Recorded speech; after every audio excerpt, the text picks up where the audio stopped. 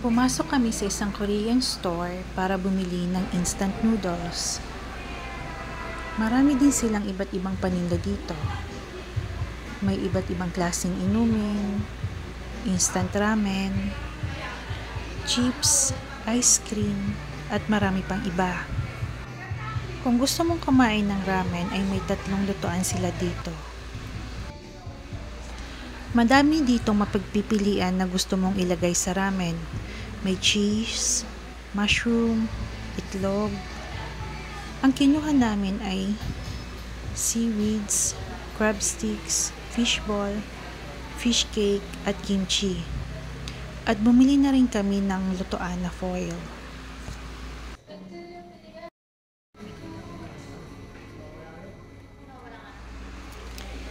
At pag nakuha mo na ang mga bibilhin mo ay babayaran mo na ito sa cashier. Kung first time mo naman dito ay may staff naman na mag-a-assist kung hindi mo pa alam kung paano gamitin ng kanilang lutuan.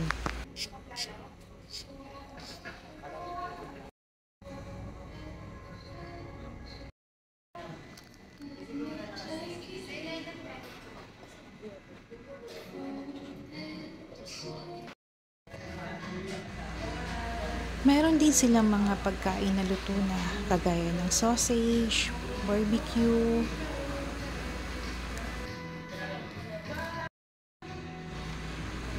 At kapag tapos mo nang bayaran ang mga kinuha mo, ay pwede mo na itong lutuin. At dahil sa first time nga namin magluto, ay nagpa-assist muna kami sa kanilang staff. Dati kuya, wala dito nag-a-assist, no? Ma'am? Dati wala nag-a-assist. Meron po, ma'am. Meron. Meron talaga. Kasi maraming hindi. Tinanggal na namin ang ramen sa lalagyan at nilagay na rin namin ang mga seasoning na kasama nito sa loob. Sa pinindot niya po siya, naka-level na po yung water. Tapos kuya, Yes po, sunod na natin. Pagka kumulo po siya. Kasi pagka nilagyan natin lahat sila kagad, mag-i-spill po yung tubig. Aapaw.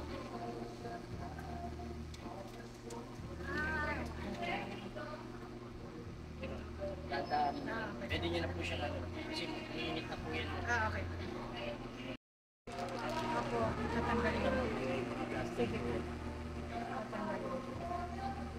Dadaan ng maputa. Thank you po. At nang kumulo na ay nilagay na namin ng fishball, fish cake at crab stick. Saan na to kuya mag-stop po?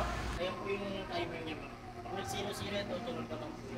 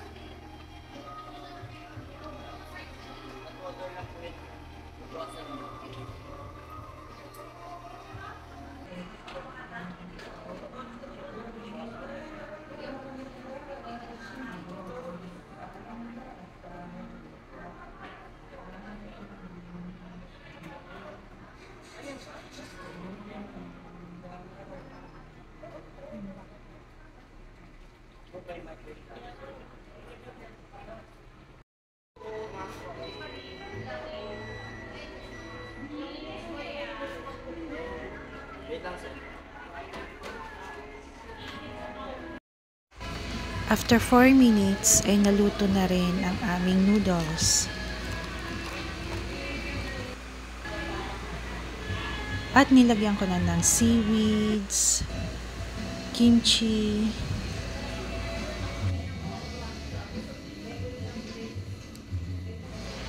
masarap ang ramen at definitely babalikan namin ito dahil bukod sa mura na ay mag-i-enjoy ka pa sa pagluluto.